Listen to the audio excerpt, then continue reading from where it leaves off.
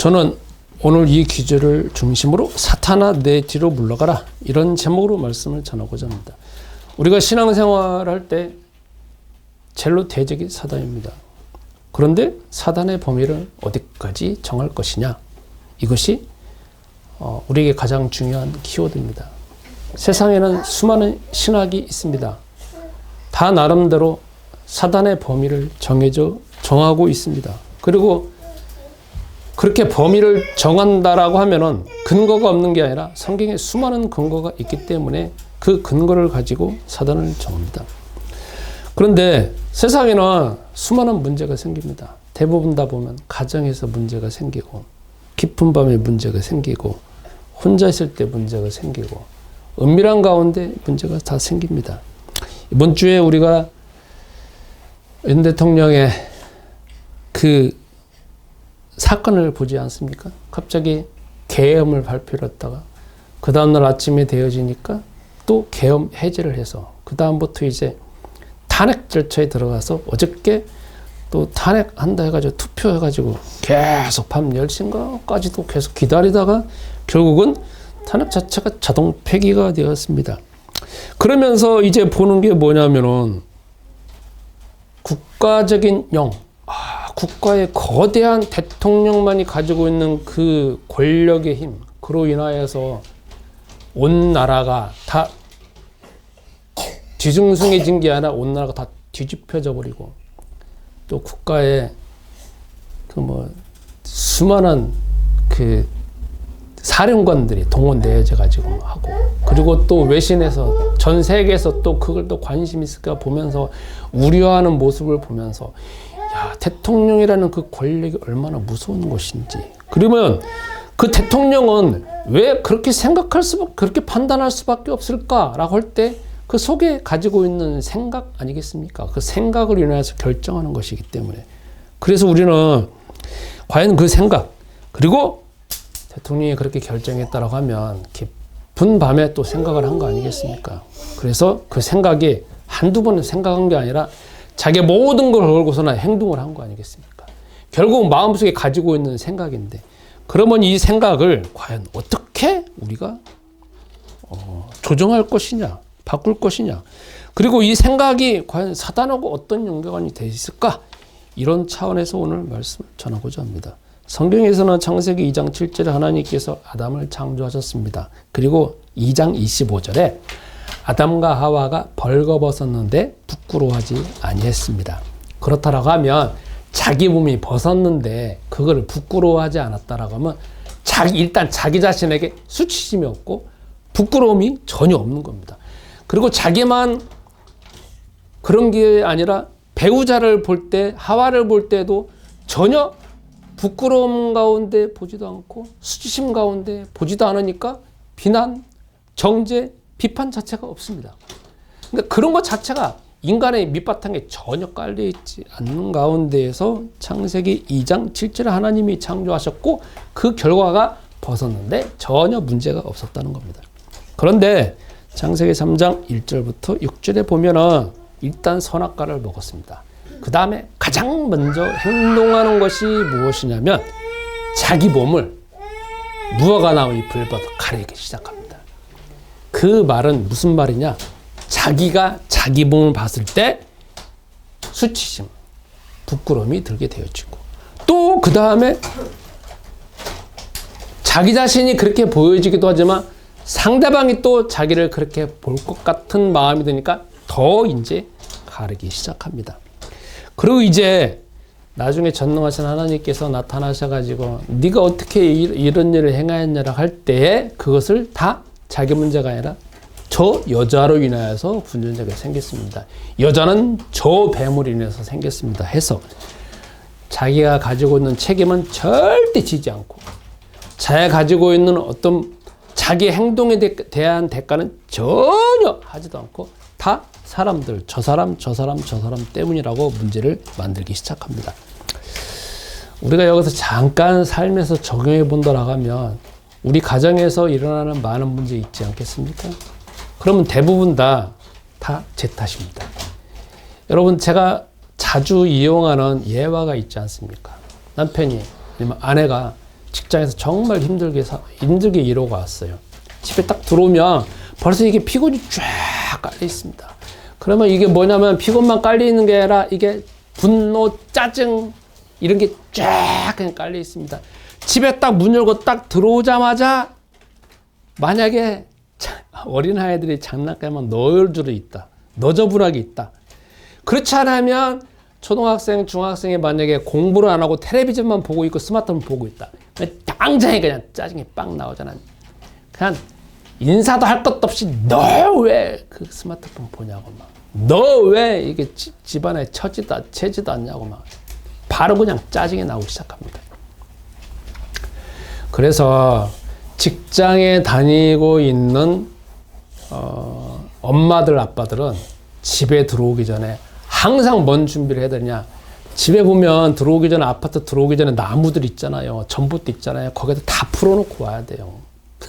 다 풀어놓고 야 하면서 화나고 싶은 거, 오늘 뭐 상사에게 화나고 싶은 거, 아니면 뭐 일이 제대로 안 됐고 짜증나는 거 거기 다 풀고 와야 돼요. 나무에다 대고 야 새끼 나 오늘 기분 나쁘고 뭐 해서 다 풀고 와서 훌륭한 가운데 집에 딱 들어와야 자녀가 볼 때도, 그리고 집안이 개판나더라도 이게 이미 풀었기 때문에 그게 그냥 지나가게 돼 있습니다. 근데 인간은 안 그렇다니까요. 자기가 기분 나쁜 거를 어디에다 푸냐면 100% 그냥 남에게 푼다니까. 저 때문에 내가 지금 기분 나쁘다 이거예요. 아니에요. 모든 기분 나쁜 거는 남 때문에 그런 게 아니라 남의 그 행동을 보고 자기가 그렇게 선택을 한 거예요.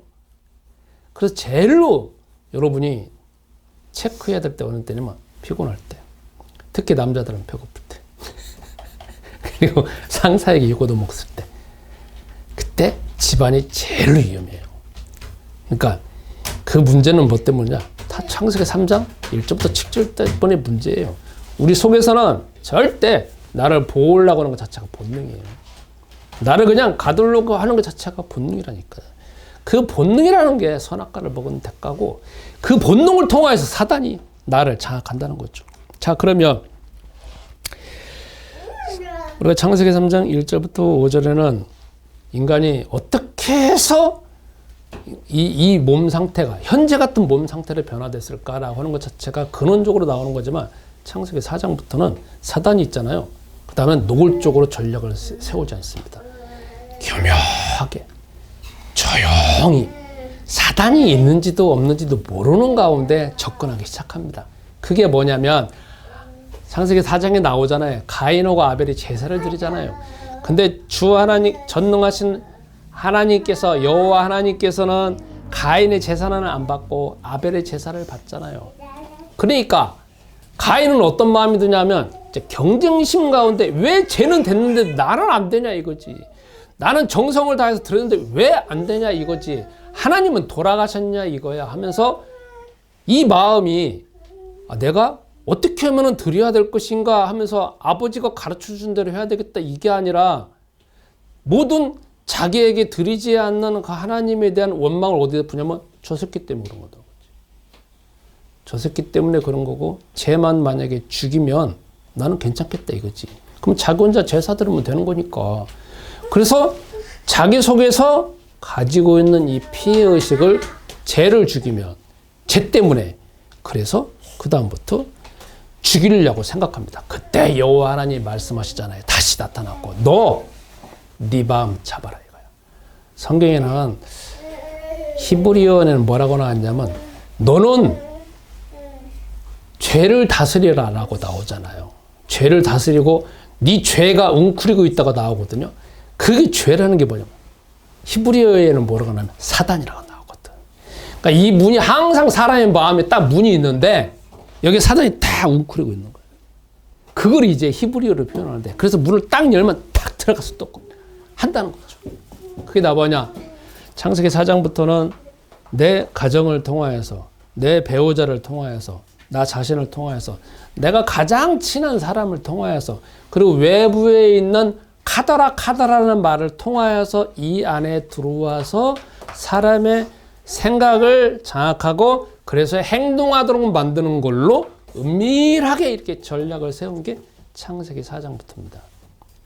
그래서 이제 사람은 그 다음부터 뭐가 문제가 되느냐?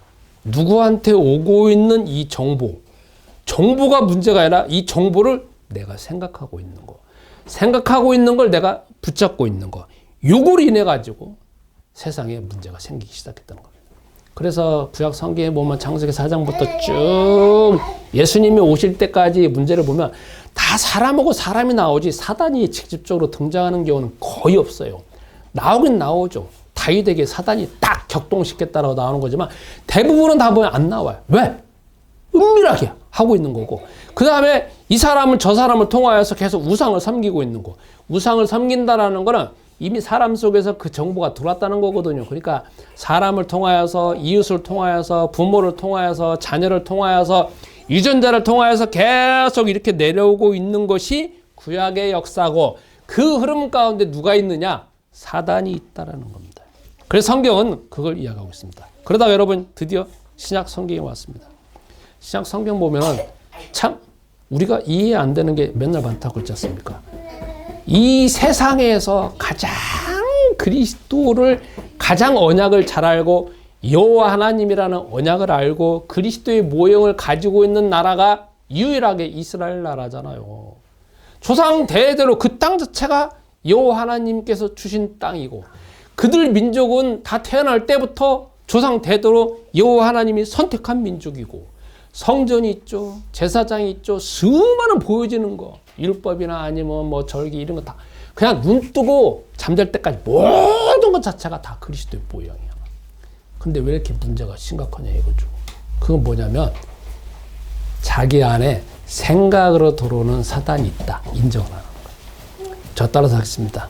마귀 있다. 마귀 있다. 마귀 있다. 마귀 있다. 내 생각 속에 있다. 내 생각 속에 있다. 내 생각 속에 있다. 내 생각 속에 있다. 성경에서 제일로 우리가 핵심만 두 개 알면 돼요. 첫 번째, 마귀가 내 생각 속에 있다. 그거. 그 다음에 그거는 예수는 그리스도 이름 부르면 깨어지고 재해석되어지고 재평가되어지면서 해결할 수 있다. 이 딱 두 가지만 알면 돼. 아주 심플해요. 제가 그런데 이걸 하려고 얼마나 개고생하면서 60 몇 년을 살아왔어요. 얼마나 집요하게 포기하는 가운데 수많은 책을 보고, 제가 제 인생 보니까요, 저 있잖아요, 쉬는 시간 별로 없었어요. 여러분이 증인일 거 아니야. 저희 어머니 아버지한테 배운 거야. 저희 어머니 아버지 쉴 시간 없었어. 죽을 때까지 쉴 시간 없어. 뭘 연구를 하든지 저희 아버지는 돌아가실 때까지 앉아가지고 뭘 계산을 하고 뭘 맨날 연구를 해. 내가 똑같아요. 내가 하는 거 보면서 야, 어떻게 보면 저렇게 잠자면서도 계속 생각을 하고 있어, 뭔가를 하고 있다는 거지. 근데 저는 감사한 게 뭐냐면 그 뭔가를 한 게 이상한 행동한 게 아니야. 왜 예수가 그리스도인데 내 문제는 해결 안 되느냐, 왜 영적인 싸움을 하는데 해결 안 되느냐, 내 마음은 왜 이러냐. 난 그게 주제였어. 정말 감사해. 그 60 몇 년 동안. 그런데 지금 상황에서 가장 핵심적인 게 두 가지를 진짜 마음속에 가장 깊숙한 곳에서 안 믿었다는 거야. 첫 번째, 내 가장 깊숙한 곳까지 그 생각 자체도 바뀌다. 그거 하나. 두 번째, 내 자아가 정말 이기적인 것이다. 자아를 부정해야 된다. 두 가지.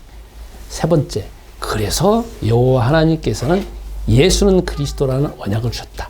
딱 그 세 가지야. 결론은 그거야. 그걸 이제 해석하고 쭉 나오는 게 구약 성경이고 신약 성경이고, 그래서 거기서 수많은 문제가 나오는 게 지금 세상에 있는 수많은 문제라는 겁니다. 자, 그러면 오늘 본문 보겠습니다. 오늘 본문은 그리스도께서 드디어 오셨습니다. 저 따라서 하겠습니다. 예수는 그리스도, 예수는 그리스도, 예수는 그리스도, 예수는 그리스도. 성경은 구약이 먼저입니다. 성경은 창세기 3장 15절에 여호와 하나님께서 그리스도라는 언약을 주셨습니다. 그리고 그 언약이 구약성, 신약성경에 나오면서 그분이 바로 예수입니다. 그러니까 성서적으로 순서를 따져본다라고 하면 그리스도가 바로 예수입니다. 자, 그러면 마가복음 1장부터 8장 이 내용까지 보면 예수님께서 수많은 이적을 행하셨습니다. 그러고 난 다음에 오늘 귀절에 보면 예수님이 질문하잖아요. 야, 사람들이 나를 누구라고 하느냐? 그럴 때 제자가 답변하잖아요. 그 중에 베드로가 대표적으로 답변하잖아요. 다른 제자도 마찬가지겠지만 바로 당신이 그리스도입니다라고 고백합니다. 자, 우리는 여기서 조금 우리 대한민국 사람들하고 조금 맞지 않지만 생각해봐야 될 문제가 있습니다. 대한민국 사람들은 집단주의로 살아왔습니다. 그래서 거칠의 말 잘합니다. 그러니까 당신이 바로 그리스도입니다라고 말할 때도 우리나라 문화적인 측면에서는 어떻게 받아들이냐? 그냥 예수님한테 좋게 보이려고 칭찬받으려고 하고, 그 다음에 뭐냐면 그냥 빈말로 속에서는 안 믿지만 당신이 그리스도입니다 이렇게 말하고 있다라고 우리가 그냥 자동적으로 해석을 합니다. 특히 일본 사람들은 더 그럴 수 있습니다. 왜냐면 일본 사람들은 우리나라 사람보다 더 심하더라고. 우리나라 사람들의 이 정신적인 구조를 조사해 보면 겉에 있는 이 생각하고 가장 깊숙한 곳의 생각하고 그다지 이게 뭐라고 말할까, 이게 깊지가 않아요. 깊지가 않고 속에 있는 생각이 완전히 딱 가둬져 있지는 않아. 어느 정도 열려져 있어. 그래서 가족, 친척, 고향, 동양 하면 이 문이 딱 열려져 버려. 여러분도 그렇잖아요. 고향 어디예요? 저기예요. 선배 누구, 고등학교 어디 나왔어? 그러면 그냥 속에 있는 게 다 털어놓잖아. 우리 자체가. 근데 일본은 안 그렇대요. 일본은 자기 가장 은밀한 거는 아무한테도 말 안 하는데. 누구한테 말하냐? 진짜 일생에서 친한 사람 한두 명에는 절대 자기 속에 가장 깊숙한 곳에 있는 생각을 이 감춰주는 게 드러나지 않는데. 그러니까 겉말로 많이 하잖아. 동양 사람들은 이 똑같이 예수님이 그러잖아. 나를 누구라고 하느냐? 속에 밑바탕에 가지고 있는 게 칭찬받아야지. 그리고 속에서는 안 믿지만 속에 있는 거 감춰놓고 그냥 대충 말해야지 하고 예수님 그리스도다 이렇게 한다고 생각한다는 겁니다. 근데 그건 전형적으로 동양에 있는 집단주의가 가지고 있는 생각이지만 여기 있는 이 성경에서 베드로가 고백하고 있는 것은 서양적인 배경으로 해석을 해야 됩니다. 서양에서는 중심이 누구냐면 나입니다. 그러니까 내가 무슨 말 한다 하면 지금 속에 있는 내 생각이 그렇다는 거예요. 가장 속에 있는 생각을 말합니다. 그리고 그 말을 했다라고 하면 자기가 책임을 집니다. 그리고 다른 사람도 그 행동에 그 말에 대해서 존중을 해줍니다. 우리는 그렇잖아요. 자녀가 나 밥 안 먹겠어 그러면 협박을 하잖아. 부모님들이 야 먹어라 그래도 이렇게 나가라고 하잖아요. 왜 그러냐면 사람이 가지고 있는 말을 인정을 안 해주잖아. 왜? 밑바탕에 뭐가 깔려있냐면 쟤도 지금 빈말로 하는 말이다. 속에 있는 생각은 다를 거다라는 가정하에서 말하잖아요. 서양은 안 그렇다는 거야. 내 속에 한번 딱 말하잖아요. 아니에요. 제가 영화 보면서 이해가 안 되지는 게 있어요. 이건 19금인데 남자하고 여자하고 좋아하고 막 이제 뭔가를 하려고 해. 근데 여자가 거기서 NO! 하면 끝나더라고. 그러면 바로 남자가 언제 거기 나가버리더라고. 내가 동양적인 사고방식을 이해가 안 가. 아니 저게 어떻게 가능한가 하는데 동양은 아니잖아. 그냥 무시하고 해버렸잖아. 그리고 여자도 그래도 서로가 그냥 무시하고 해버리는 건데 서양은 안 그렇다. 그 순간에도 NO! 하면 끝이더라고. 그러니까 여기서 예수님이 너는 나를 누구라고 하냐 때 베드로가 주는 그리스도십니다. 살아계신 하나님의 아들이십니다. 그 말은 가장 속에 깊숙하게 가지고 있는 생각, 그러나 누구도 빼앗을 수 없는 생각, 그리고 나의 고유한 생각을 그대로 말하는 거예요. 그러니까 이 고백은 뭐냐면 빈말이 아니라는 겁니다. 근데 그 다음에 이제 예수님이 말씀하시잖아요. 야, 이제 내가 이제 진짜 죽는다. 여태까지 한 번도 그런 말 안 했잖아요. 예수님이 가장 속에 깊숙한 것들을 말하잖아. 여태까지는 핑크빛 세상이고 핑크빛을 따라하는데 이제는 뭐냐면 죽어야 되는데 그리고 고난을 받는데 십창에 달린데 이런 일은 없었잖아요. 이 전반부에는 맨 다 와갖고 막 와 저분은 왕으로 세워졌대 이런데 죽는데 베드로나 제자들 입장에서는 얼마나 끔찍하겠습니까? 여러분도 얼마나 끔찍할까? 한 번도 들어보지 않은 말을 하잖아요. 그러니까 베드로가 갑자기 있잖아요. 그러면 안 됩니다 하고 막 이러잖아요. 근데 예수님이 그러잖아요. 당장에 사단아 내 뒤로 물러가라 하잖아요. 여기는 이 귀절들은 한 번도 안 일어난 일들이 벌어진 일이에요. 여태까지 예수님이 한 번도 내가 십자가를 달려 죽는다, 고생이다, 죽는다라는 기절 한 번도 없는데 처음으로 말했습니다. 그리고 두 번째, 베드로의 그 행동은 많았을 겁니다. 왜냐면 예수님하고 제자들은 무조건 예수님 따라다니는 것도 있지만 성경에 보면 계속 대화를 하잖아요. 그분이 전능하신 하나님의 아들이시고 인자하시고 사랑이 많으신 분이기 때문에 성경에 보면은 대화한 게 그렇게 많이 나와 있지는 않지만 우리가 생각할 때 무조건 따랐다라고 생각하지만 많은 대화를 했을 거 아니에요. 그분은 하나님의 아들이시니까 많은 대화를 했을 거란 말. 근데 여태까지 마가복음 1장부터 8장까지 가운데에서 예수님이 대화하는 가운데 욕하거나 비난하거나 비판하거나 아주 막말로 사단이라고 말한 적이 없어요. 근데 여기서는 뭐라고 말하냐? 베드로가 또 말하잖아요. 근데 거기서 사단이라고 말하는 거야. 얼마나 모욕적이에요. 그죠? 모욕적이고 한 번도 안 들어보네. 그 개인한테 사단이라고 말하잖아. 제자들이잖아. 예수님의 제자들이고 지금 뭐냐면 여태까지 쭉 따라다니는 가운데 지금 기간으로 따지면 2년에서 2년 반의 기간이 흘러갔단 말이에요. 그러면 다 신뢰감이 형성되어지는데 심지어는 바깥에 보여지는 사단이 아니라 네가 사단이다 이거지. 사단은 내 뒤로 물러가라는 거예요. 베드로 입장에서는 얼마나 충격이에요. 예수님 입장에서 그 처음 말하는 말이잖아. 처음 하는 말이야. 그러니까 이게 다 이 내용 자체가 다 처음 일어나는 일이고 이게 그냥 어떻게 보면 가장 산 꼭대기에 있는 이야기라는 거죠. 그러면 우리가 여기서 생각해 볼 문제가 있습니다. 아니 왜 예수님은 베드로를 사단이라고 말할까? 그죠? 그리고 이제 본격적으로 사단 이야기를 말하잖아요. 이전에는 사단 이야기가 안 하는데 사단이라고 하고 사단이 바로 너라는 거 말하잖아. 우리가 여기에서 이제 이 문제에 대해서 조금 더 깊이 들어가 보도록 하겠습니다. 여러분, 예수님이 그리스도라고 고백하고 난 다음에 그 다음부터는 우리는 사단하고 싸워야 돼요. 그리스도다라는 고백은 베드로가 2년 반 동안 지나는 가운데 따라오잖아요. 그러니까 뭐냐, 그 다음부터 이제 사단이라고 나오잖아. 이게 뭐냐, 우리도 어느 순간에 진짜 예수가 그리스도 맞구나라고 하는 그 시점 되어지면 드디어는 본격적으로 사단하고 싸워야 될 타임이라는 거예요. 우리 신앙생활은 편한 게 아니에요. 우리 신앙생활은 다 잘 되는 게 아니에요. 물론 잘 돼요. 분명한 건 잘 되었죠. 그러나 성경에 말하잖아. 야, 열매도 100배를 받는 거지만 핍박도 100배를 받는다. 왜? 다른 사람들 내버려 두겠냐고. 한번 예를 들어 봅시다. 여러분이 만약에 떠요. 지금은 안 떴지만 매스컴에 떴어. 유명해졌어. 그 다음에 뭐가 나와요? 악성 댓글 나오잖아.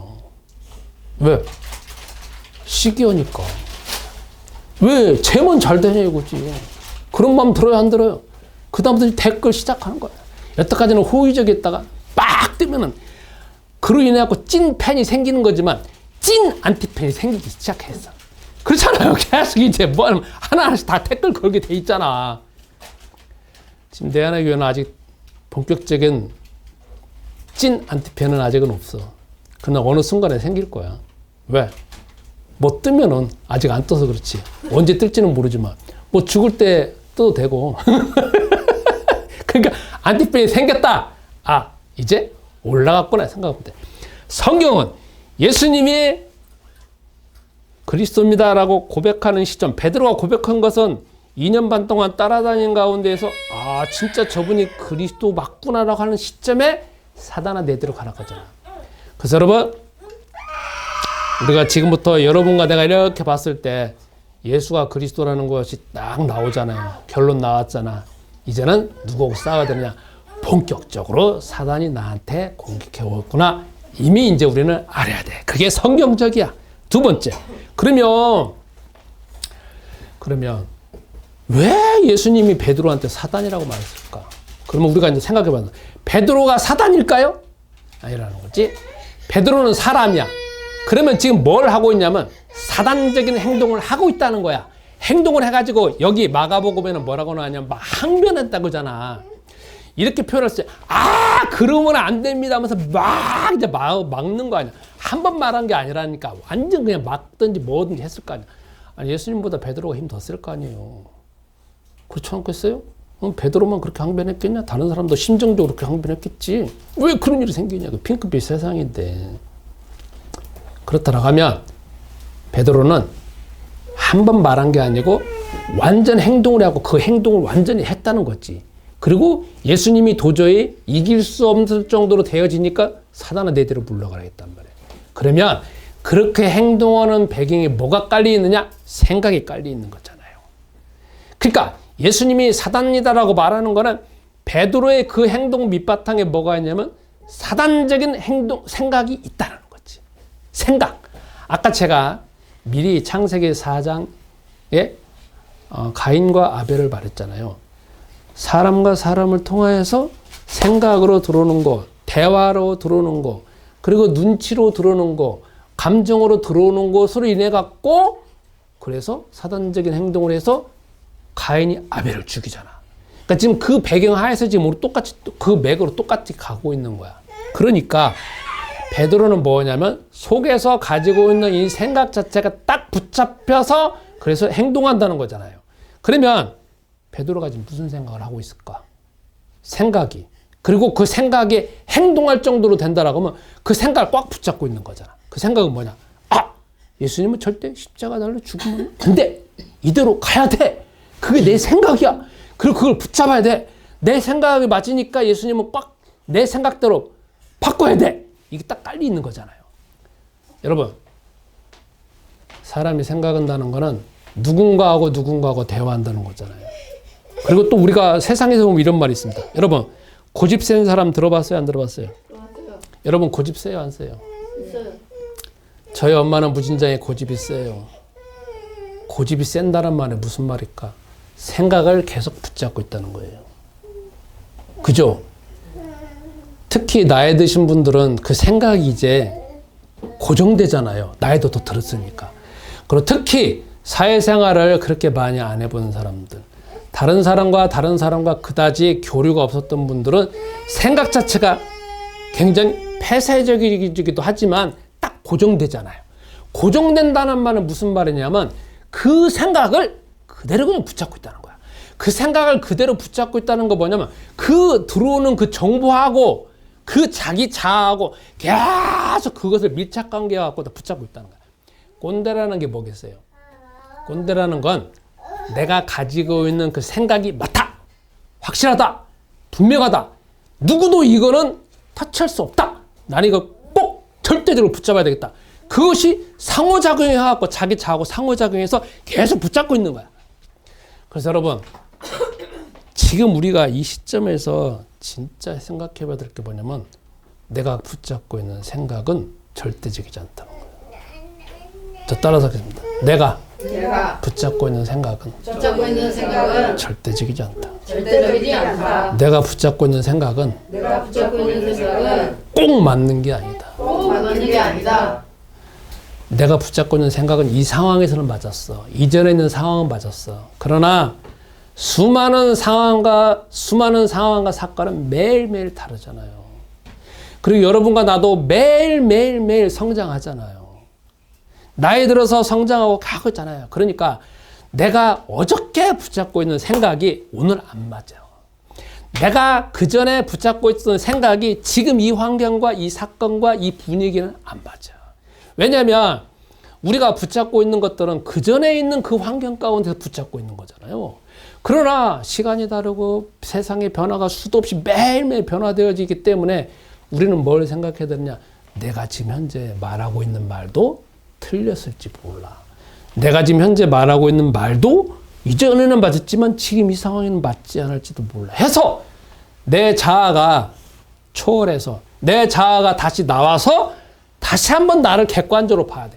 그래야 나는 계속 성장할 수가 있는 것이고 그리스도의 장성한 분량까지 내가 나갈 수가 있어. 그러나 내가 옛날에 붙잡고 있던 신앙, 내가 옛날에 알고 있던 거, 내가 옛날에 뭐 했던 거, 그걸 평생 붙잡고 있다라면 그거 얼마나 꼴통이냐고. 제가 제일로 싫어하는 게 꼰대라는 말이거든요. 저희 자녀들도 저한테 꼰대라는 말 많이 해요. 근데 뭐냐?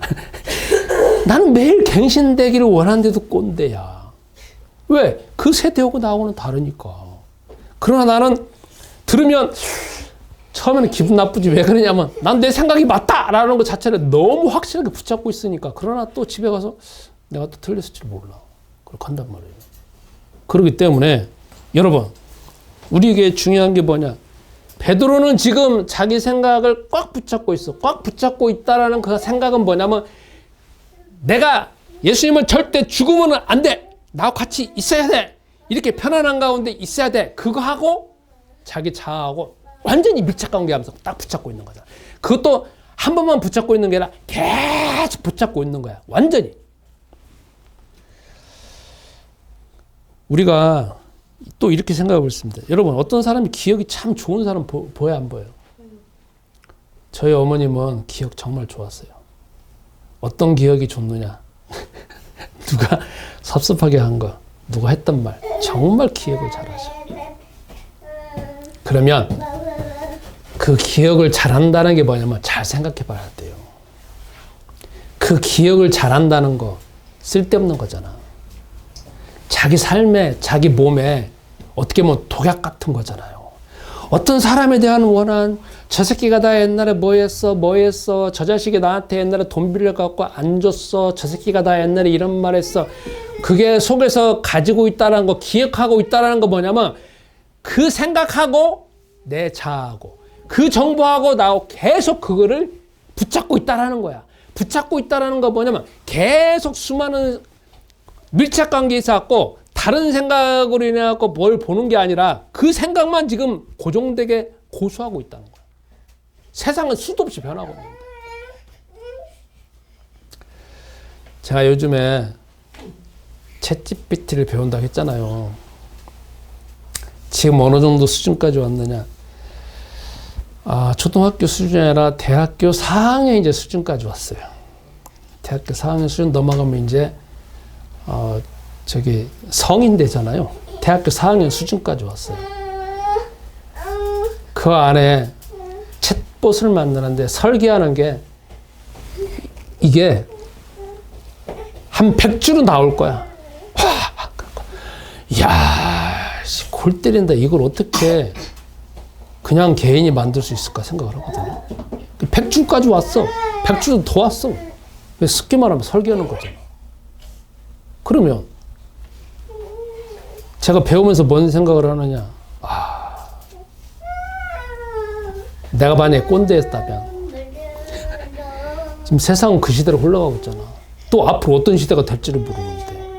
근데 만약에 나이 드신 분들이나 저 같은 경우에 저거 뭔 상관이냐라고 뭐 시대에 물론 뒤처지는 거지만 너무 편하게 살 수 있는 세상. 지금 세상은 콘텐츠 세상이잖아요. 그리고 지금 세상은 자동화 시대잖아요. 콘텐츠 만들고 시대이지만 자동화 시대란 말이야. 그러나 속에서 이 상황 되어지니까 세상이 또 다르게 보인다는 거죠. 다시. 그래서 여러분, 내가 붙잡고 있는 생각 다시 재해석해야 돼. 내가 붙잡고 있는 생각이 꼭 맞는 게 아니야. 이전에는 맞았어. 그러나 지금은 안 맞을 수 있어. 예수님이 지금 베드로한테 사단적이다가 하는 말은 너는 사단이라고 말하는 걸 그 사람의 인격이 사단이 아니라 그 사람이 지금 붙잡고 있는 베드로가 붙잡고 있는 그 생각에 붙잡혀서 생각하고 자아하고 연결해서 꽉 붙잡고 있어서 행동하도록 나오는 그 행동 자체가 사단이라고 말하잖아. 그러면 예수님이 누구냐고? 그리스도잖아. 하나님 아들이잖아. 하나님이시잖아. 사도행전 1장에 보면 부활하셨고 승천하시잖아.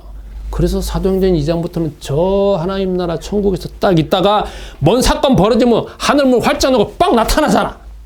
스데반이 완전 죽으려고 할 때 빵 문 열고 착 나오잖아. 그러면 이 하나님의 아들이신데 그 하나님의 아들이 그러잖아. 너 사단이라고 말하잖아. 그것도 베드로한테. 딱 한 번밖에 등장 안 해요. 신약 성경에. 베드로한테 본격적으로 너 사단이라고 말하잖아. 그러면 예수님이 한 말이 빈말이냐고. 우리는 그걸 빈말로 받아들이냐고. 대충 하는 말로 받아들이냐고. 그럼 베드로의 그 속에 있는 생각, 그 생각을 붙잡고 있는 자아까지도 연계되니까 사단이라고 말하니까 그게 샘플인 거지만 그게 샘플이 아니잖아. 그걸 우리 삶에서 적용이 된다는 거죠. 자, 이제 그래서 여러분, 항상 우리가 기도해야 될 게 뭐냐면 내가 붙잡고 있는 생각이 사단적이다. 그렇게 하는데 제가 있잖아요. 가만히 볼 때 있잖아요. 제가 제 마음이 주제라겠잖아요. 맨 그것만 연구했다겠잖아.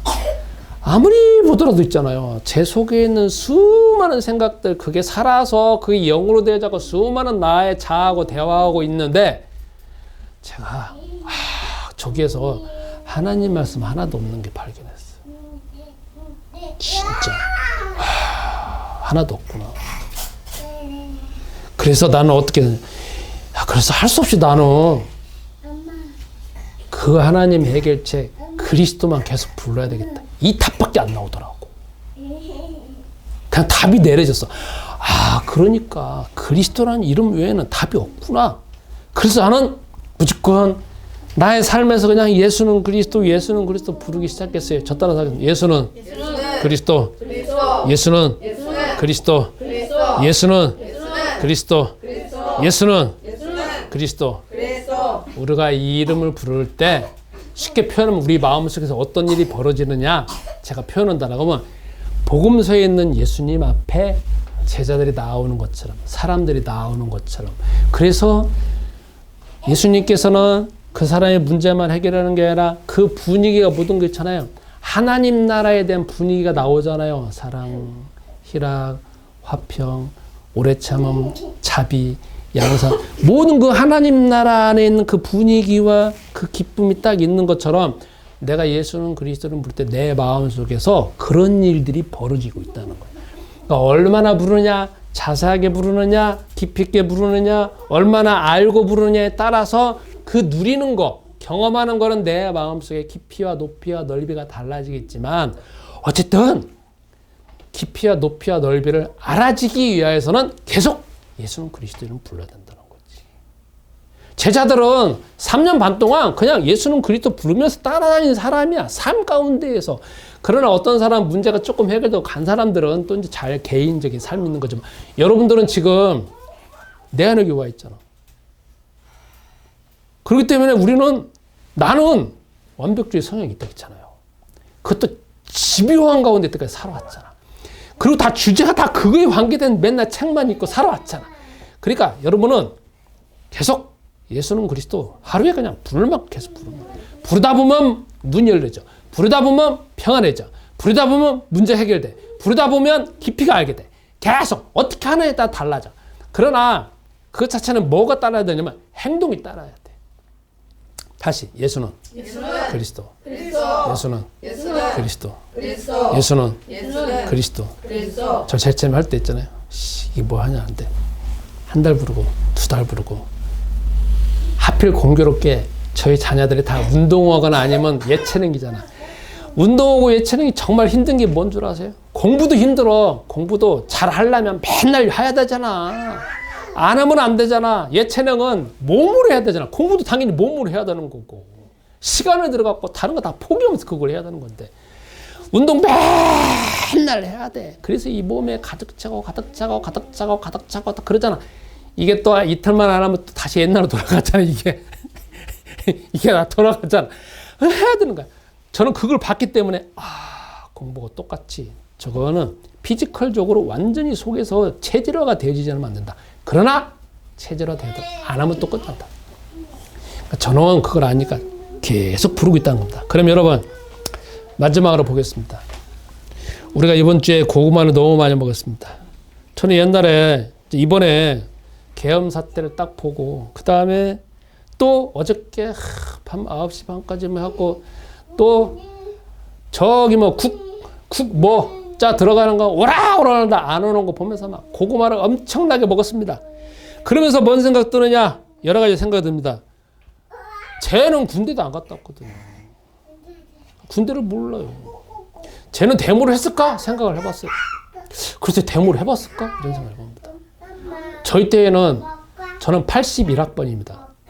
그러니까 80학번은 그때 당시에 5.17 사태가 터졌기 때문에 80학번은 학교 자체가 다 휴교를 내렸어요. 데모를 엄청나게 하고. 근데 81학번은 데모 엄청나게 하는 그 80학번하고 달라. 우리는 뭐냐면 저는 제가 그러잖아요. 전북대가 다녔다. 근데 우리는 데모를 못할 수밖에 없는 상황이 뭐냐면 학교에 다 깔려 있어. 사복리 있고 대학생 같이 깔려 있어. 그러니까 뭘 한다. 그럼 잡아가. 그렇기 때문에 제대로 하지를 못했어요. 다 깔려 있으니까. 그리고 만약에 그때 여러분 잘 모를 거예요. 그때 병영집체 훈련이라고 있었어. 대학생들 3주인가 4주인가 제가 기억이 안 나는데 한 1주인가? 1주, 2주인가 가갖고 있잖아. 군대 가갖고 훈련을 받는 거야. 가자마자 뭐 안 맞잖아요. 우리말로 졸라도 터져요. 그때는 패는 것도 있으니까. 대학생들을 패. 우리가 막 그거 데모하더라도 막 더 패. 아 진짜 무서워. 그때는 분위기가 그랬다니까. 제가 좀 데모를 해봤을 때는 어느 때냐. 신학대 들어가갖고 뒤에서 몰래 84년도, 85년도, 85년도에 이제 졸업을 했는 거지만 그래서 그때 뒤에서 이렇게 하고 수고 딱 쓰고 이렇게 한 적밖에 없어요. 그러니까 데모를 한다라고 하면 학교 일 때문에 데모하는 게 아니거든. 80학번이나 81학번이나 아니면 그때 저희 졸업할 때는 다 국가하고 대항을 하는 거야. 국가 때문에 데모를 하는 거지 내 몸 문제 때문에 데모하는 게 아니라는 거지.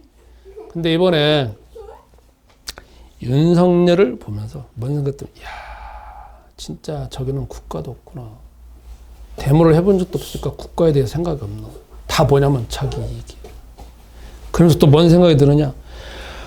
와 일단 그건 다 제껴놓고 그건 다 여러분과 내가 봤으니까 아니까 저는 그거 하루 종일 보지는 않았어요. 왜냐면 나는 나의 삶에 있으니까 너무 바쁘니까 잠깐 본 거 외에는 없어. 그런데 제 친구는 그러더라고. 그걸 하루 종일 틀어놓고 보더라고. 그래서 내가 너 이 새끼야 정신병 걸렸마 내가 그랬거든. 그랬더니 아 그러긴 하겠대. 야 인마 너 그거 너 정신건강에 진짜 안 돼 자식아. 너 하루 종일 틀어놓잖아. 내가 그랬거든요. 근데 그건 다 제껴놓고 제가 하고 싶은 말은 뭐냐면 거대한 국가로 인하여서 그 윤석열로 인하고 대통령의 그 영이 있잖아요. 그 영이 나한테 오잖아. 여태까지는 제가 가지고 있는 제 마음속에 장악하고 있었던 영은 뭐냐면 내가 관계되는 문제, 내 가정이나 관계된 문제, 교회와 관계되어 있는 문제, 교단과 관계되어 있는 문제, 아니면 어쨌든 대부분 다 그렇게 관계되는 문제였습니다. 근데 저는 국가에 대해서 이렇게까지 생각해 본 적이 없는데 이번 주에는 국가의 가장 최고의 관계된 사람의 거대한 그 권력의 영이 있잖아요. 나한테 쫙 와서 나의 삶을 다 뭐냐면 송두리째 공포와 두려움 가운데 휩싸이고 있는 걸 내가 느꼈어요. 그래서 뭐냐. 국가의 영이 이게 얼마나 무서운지. 내가 대한민국 땅에 살면서 이렇게 어마어마하게 피해를 입고 있는 걸 내가 아주 영적 싸움을 하면서 본격적으로 느껴봤어요. 그래서 뭐가 오느냐. 거대한 국가의 영이 딱 오는 거잖아. 내 마음속에. 야 너는 대한민국 국민이고 너는 네가 할 수 있는 건 아무것도 없어. 내 말을 무조건 따라야 돼. 계엄을 해갖고 네가 했으니까 너는 아무것도 할 수 없어. 딱 나오잖아. 그러니까 뭐냐면 내 마음이 무기력하고 그래 난 할 수 있는 게 없어. 뭐 아무것도 못하잖아. 이런 게 깔려있게 된다는 거지. 가뜩이나 옛날에 박근혜 때는 나가서 한 달 동안 그 추운 겨울에 여러분 난 갔잖아. 나는 한 달 동안 갔잖아. 그래서 매일 이렇게 갖고 그 추운 날 그래갖고 했는데 이번에 보면서 또 씨야 이게 바깥에 얼마나 추운 날에 지금 따뜻한 날에 있으면 얼마나 좋아. 추우니까 또 한 달 동안 가야 되나 이 생각이 드는 거야. 막 또 짜증나고 그러는데 어쨌든 나한테 오는 게 거대한 영이 오니까 무기력하다는 거지. 근데 이번에 또 달라진 게 있어요. 뭐가 달라졌느냐. 거대하게 무기력한 영이 내 마음을 장악하는데 내가 영적 싸움인 걸 알잖아. 그러니까 어떻게 하냐면 야 그 거대한 영이 나한테 딱 오면서 너네 새끼 할 수 있는 거 없어. 그리고 네가 이 상황, 이 거대한 영, 예수는 그리스도는 불러봐 이제 소용없어 임마. 다 네가 관계되는 쪼잡한 거에만 해결된 거지. 이 거대한 국가의 영은 네가 해결할 수 없어 임마. 이게 딱 오는 거야. 제가 있잖아요. 그래서 그 다음부터 기도하기 시작했어요. 그래? 야, 이 거대한 영은 예수는 그리스도는 불러봐야 아무 소용 없겠다는 생각이 드는 거지만 야, 이번에 예수는 그리스도의 능력이 이 극과의 거대한 영도 어떻게 이기는지 보자. 우선은 내 마음속에 보자. 제가 제 마음에 평안해야 될 거 아니에요. 내 마음은. 그래서 내가 예수는 그리스도 저 거대한 영을 깨어지자 기도하기 시작했어요. 그리고 계속 부르기 시작했어요. 또 대항하기 시작했어요. 내가 그 영이 오면 나는 항상 무기력, 무감각, 그 다음에 짜증나는 거, 분노가 나오고 또 나는 사람 풀 거 아니에요. 그리고 이게 뭐냐면 대한민국 사람 지금 얼마나 지금 우울하냐고. 우울하잖아요. 자체가 지금 우울하잖아. 답답하고 내 친구만 하니까 막 머리끝 잘고 짜증나고 그러면서 막 고구마 씹어먹었다고 하면서 막 2년 3년 2년 동안 계속 고구마 씹어먹고 그 무기력이 다 깔려있는데 깔려있잖아요. 나도 깔려있는 거잖아. 근데 내가 그대로 당할 수는 없는 거잖아. 옛날에는 당했어. 그러나 이번에는 실체를 알게 되면서 이 거대한 영을 알게 되니까 더더구나 내가 여기서 예수는 그리스도를 불러서 내가 이걸 이겨야 되겠다. 그리고 깨트려야 되겠다. 그리고 국가를 위해서 저 깨트려야 되겠다. 하기 시작한 거예요. 그래서 여러분도 이번 기회에 내가 가지고 있는 문제, 나의 바운더리에 있는 문제만 대항할 것이 아니라 이번에 국가로 인한 권력의 영, 그 사단적인 영을 여러분 마음에 장악되지 못하도록 그걸 인해 갖고 무기력하고 무능력하고 거기에 빠지지 않도록 본격적으로 이 거대한 영하고 대항을 해보라는 거지. 대항을 먼저 어디에? 내 마음에. 내 마음에. 내가 왜 외부에 구글해 놓고 장악되냐 이거지. 물론 그 거대한 영이니까 속에서 어떤 마음이 드냐면 야 저거는 불가능해. 어떻게 내가 할 수 있을까? 아니라니까. 우선 나부터 지키라는 거지. 내 마음에. 왜? 예수는 그리스도를 부를 때 위대해요. 예수는 그리스도를 부를 때 내 문제만 관계된 거 해결된 거 아니에요. 예수는 그리스도 이름은 세상에는 사단의 권력을 깨뜨릴 수 있는 이름이에요. 전능하신 그리스도신 예수님이 사단아 너희들을 물러가라고 할 때 베드로에 있는 사단이지만 그 거대한 것들을 다 장악한 것을 깨뜨리는 거잖아요. 전능하신 예수는 그리스도 이름 부를 때 하나님의 능력입니다. 모든 세상을 이끄시고 지금도 우리에게 언약을 주시고 함께 하시는 그 그리스도의 영이 우리가 함께 하신다. 마지막으로 저 따라서 예수는 그리스도. 예수는 그리스도. 예수는 그리스도. 예수는 그리스도의 그 위대한 능력을 이번 주에 문제가 해결될 때까지 이 사태가 해결될 때까지 여러분 기도하는 가운데 대항하시고 무기력함이 자리 잡지 않도록 예수는 그리스도를 부르는 가운데 승리하시기 바랍니다. 말씀 붙잡고 1분 동안 기도하겠습니다.